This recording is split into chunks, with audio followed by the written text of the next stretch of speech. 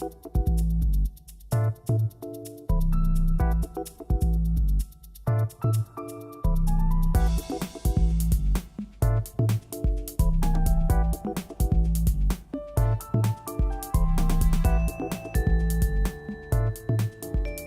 heureux d'avoir autour de moi les partenaires de cette très belle 10e édition de la Triennale mondiale de l'estampe et de la gravure petit format. Je suis très heureuse d'être là, d'autant qu'il y a 3 ans, lors de la précédente édition de la Triennale, j'entrais dans mes fonctions et je me souviens de l'accueil absolument bienveillant que m'avait réservé à la fois le maire et l'intégralité de l'équipe municipale et bien sûr toute l'association de la MAC. Et c'est important de faire vivre la gravure et l'estampe au-delà de ce rendez-vous exceptionnel, mais qui n'est malheureusement qu'en triennale. Le président Jean-Yves Belle se joint à moi pour nous féliciter pour le grand prestige de cette exposition. Bel 10e anniversaire. Je vous félicite parce que, effectivement, beaucoup de galeries ou de musées dont vous en liez aujourd'hui. Donc, je salue Monsieur le maire, les élus qui sont là et vous, Monsieur le commissaire, pour cette grande expérience, ce grand professionnalisme et toute l'équipe qui vous a aidé à l'installation aussi. Le premier prix de la 10e triennale, qui est le grand prix de la triennale, a été attribué à Evgenia Sarkissian, France.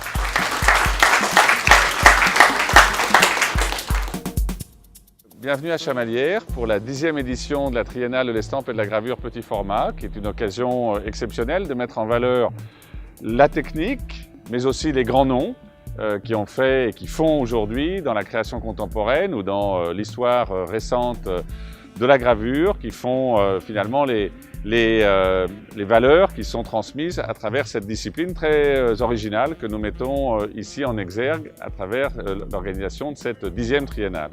Alors des grands noms, j'en citerai 5 parce qu'ils sont dans notre exposition de prestige, Braque, Calder, Miro, Tapiès et enfin Chagall. C'est l'aboutissement de 2 ans de travail en particulier des équipes de la MAC pour contacter dans le monde entier 174 graveurs.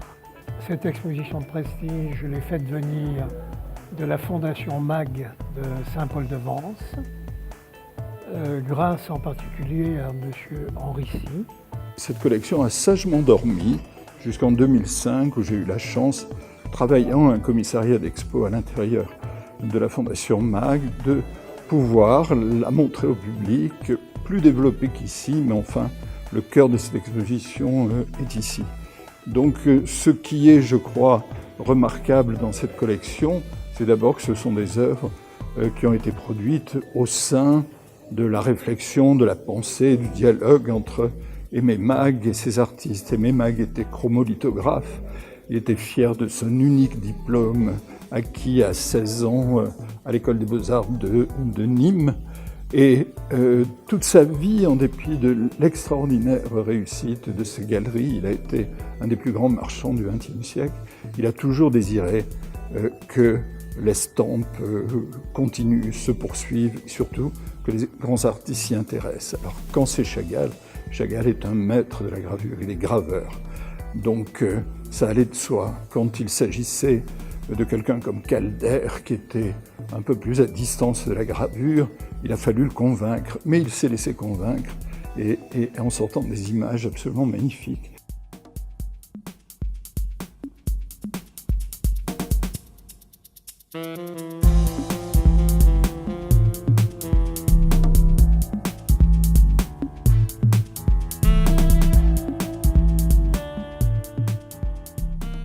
Je suis particulièrement impressionné par l'œuvre de Calder avec cette spirale qui ressemble un petit peu à ce qu'est la Triennale.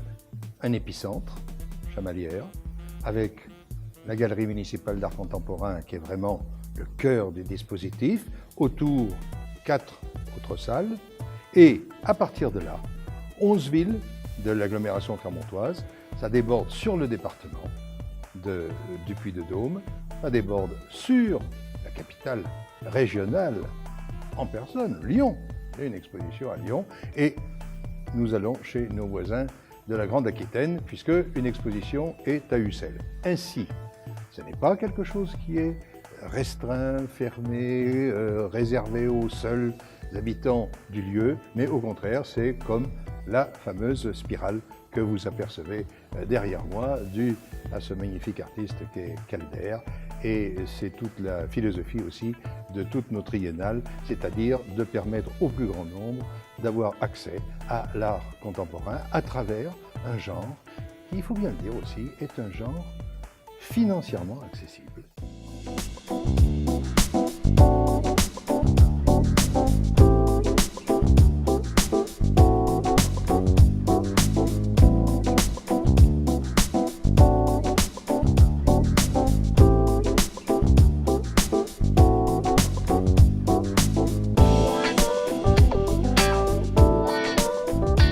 Voilà, cette exposition, je crois, montre autre chose.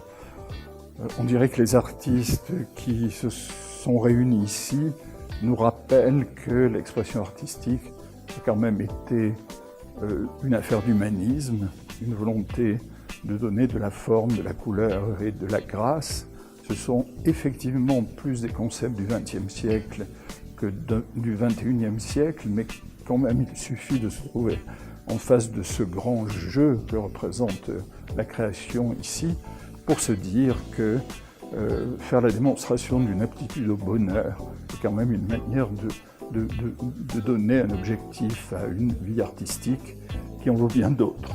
Donc voilà les conditions qui font qu'aujourd'hui et dans les semaines qui viennent, Chamalières sera au cœur de l'actualité culturelle de notre agglomération, de notre métropole. Je remercie d'ailleurs le partenariat que nous avons avec à la fois Clermont-Auvergne Métropole et le conseil départemental du Puy-de-Dôme, et ainsi que le conseil régional Auvergne-Rhône-Alpes que je représente et qui est ainsi partenaire d'une telle manifestation. Et je voudrais exprimer ma reconnaissance, bien sûr, à l'association Mouvement d'Art Contemporain, que préside Jean Bonnard, qui est partenaire privilégié de cette manifestation, et puis nos élus, Michel Prolier, adjoint à la culture, Monique Courtadon, conseillère municipale déléguée à la programmation et à l'animation culturelle, et tous les élus qui ont concouru à faire en sorte que cette 10e édition de la Triennale soit un nouveau succès.